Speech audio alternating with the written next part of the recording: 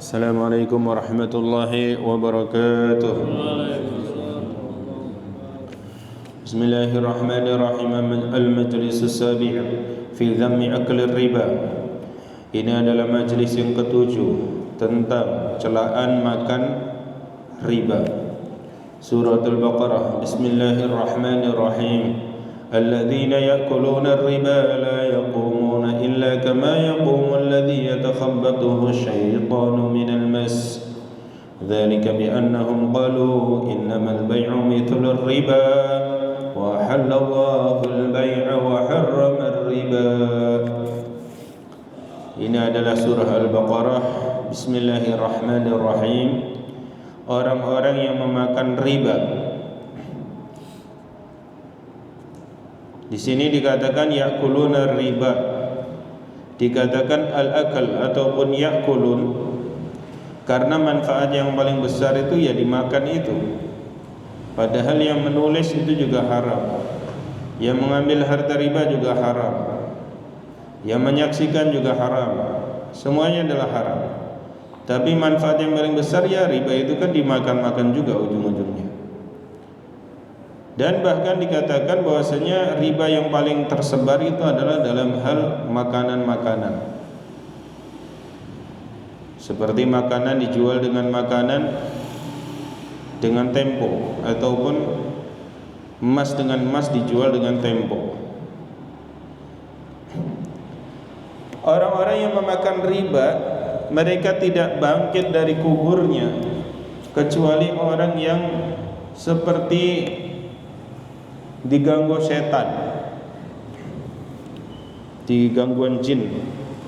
Jadi orang kena gangguan jin ini kayak gila gitu, nggak sepenuhnya dia kan. Nah, begitulah orang yang bangkit dari kuburnya yang di dunia makan riba, bangun dari kubur juga sempoyongan kayak gitu. Itu keadaan orang yang memakan harta riba. Maka dia tidak bangun dari kuburnya dengan tegak. Enggak bisa.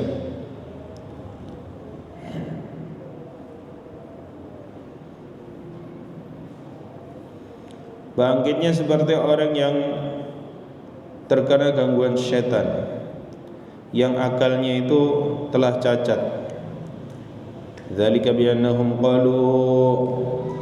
Jadi siksaan itu terjadi karena apa?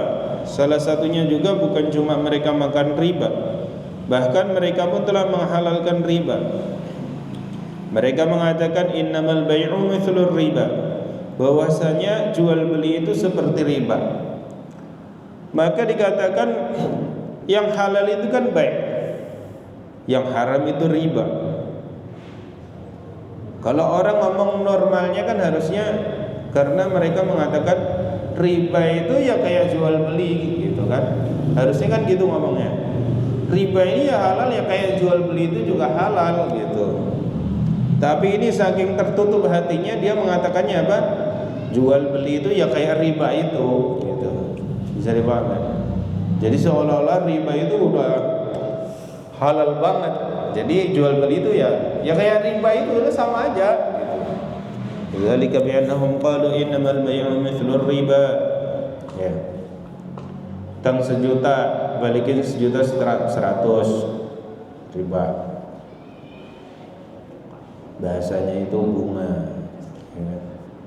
Pinjam sejuta baliknya bunganya hanya 0,5%. Itu riba. Kita utang sejuta balik 1.050.000, nah itu riba.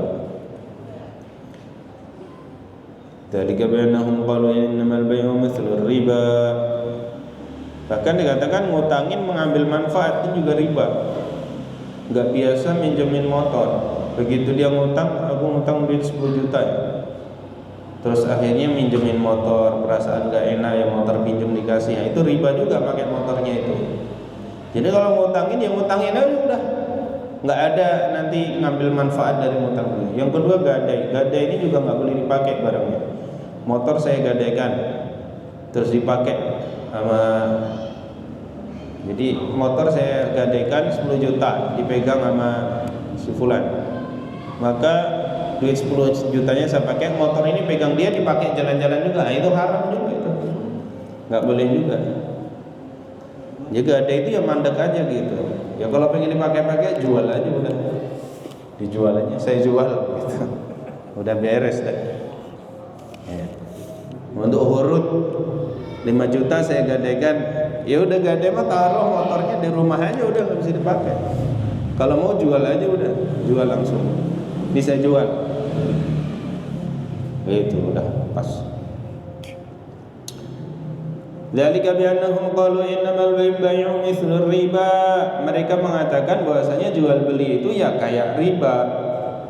Padahal wa halallahu al-bay'a wa harrama riba. Padahal Allah Subhanahu wa taala telah jelas-jelas menghalalkan jual beli dan mengharamkan riba. Perkataan wa halallahu al-bay'a wa harrama riba ini merupakan keingkaran terhadap penyamaan mereka bahwasanya riba itu sama dengan jual beli. Jual beli itu sama dengan riba. Itu ditantang dengan firman Allah Ta'ala wa halallahu al-bay'a wa harrama riba. Kalau mereka orang-orang riba tadi mengatakan qalu innamal bay'u mithlu riba. Enggak, wa halallahu al-bay'a wa harrama riba. Itu maksudnya gitu. Jadi ditentang dengan ayat setelahnya. Wa Nabi Hurairah radhiyallahu anhu anin Nabi sallallahu alaihi wasallam annahu qala arba'atun haqqun 'ala Allah an la yudkhilahumul jannah wa la yudhiqhum na'imaha mudminu khamrin wa akil riba wa akil mal al-yatim bighairi haqq wa aqil walidain rawahu al-Hakim. Dari Abu Hurairah radhiyallahu anhu dari Nabi sallallahu alaihi wasallam beliau bersabda, 4 yang mana wajib bagi Allah itu tidak memasukkan mereka surga. 4 macam orang yang sudah menjadi kewajiban Allah untuk tidak memasukkan mereka surga, dan kewajiban bagi Allah untuk tidak memberikan kenikmatan surga. Yuzik itu mencicipkan sebenarnya gitu ya, nyicipin ya kan, dicicipkan surga pada mereka pun haram juga gitu ya. Memberikan kenikmatan kan bahasanya masih umum. Yuzik itu sendiri artinya itu mencicipkan gitu ya.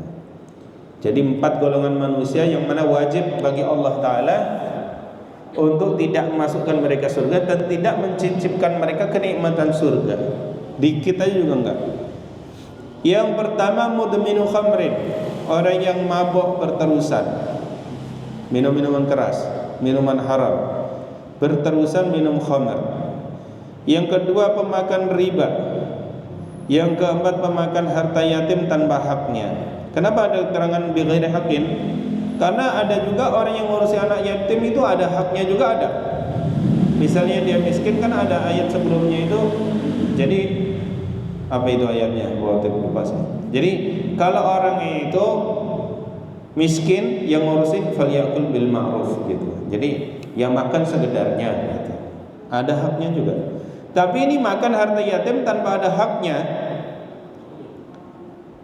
Yang keempat adalah orang yang durhaka kepada kedua orang tuanya. 4 golongan manusia yang wajib bagi Allah untuk tidak memasukkan mereka surga dan tidak mencicipkan mereka kenikmatan surga. Yang pertama orang yang melanggengkan minum khamar, mabok. Yang kedua pemakan harta riba. Yang ketiga pemakan harta yatim tanpa ada haknya. Dan yang keempat adalah orang yang durhaka kepada kedua orang tuanya.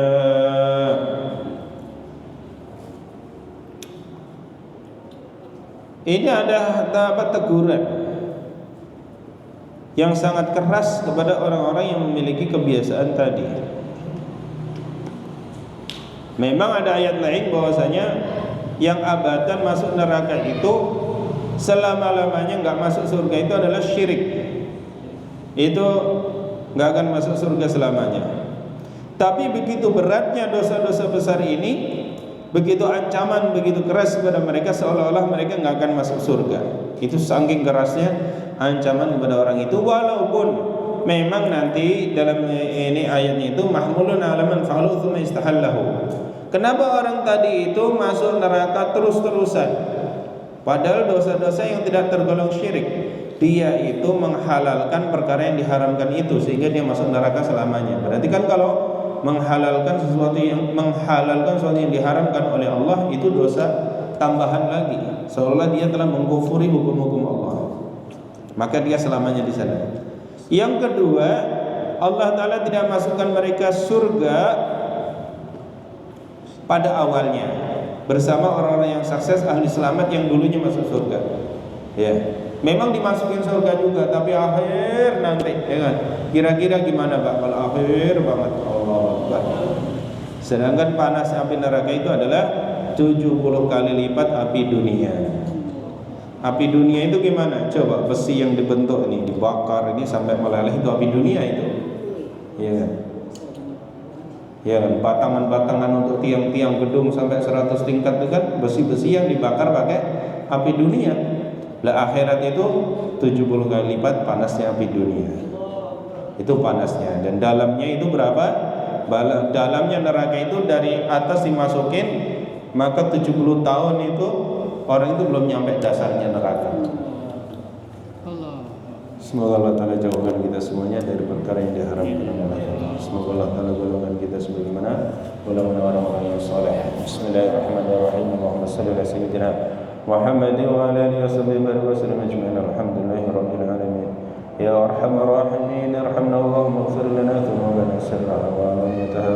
Allahumma ighfir lil muslimina wal muslimat bi rahmatika ya arhamar rahimin. Allahumma ihdina واهد بنا أدري سوى الجن جميعا جل أسباب لمن اهتدى. ربنا آتنا في الدنيا حسنة وفي الآخرة حسنة وقنا عذاب النار بفضل سبحان ربك رب العزة عما يصفون.